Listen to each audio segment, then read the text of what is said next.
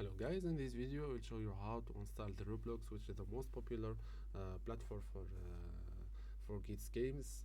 So in this video I will show you how to install it, how to download it in your computer using very simple steps. All what you do, subscribe the channel before keeping the watching.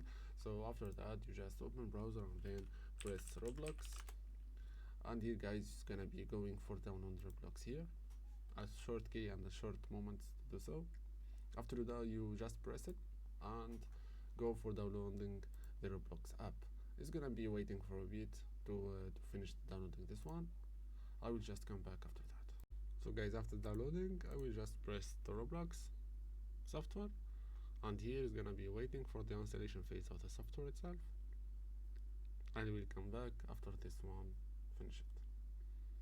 So guys, after the downloading phase is installing, and that you need to wait for it for the installation. So after that you're gonna be opening like this. If you have already an account, go for sign in. If you don't have an account, you're gonna be creating an account for that.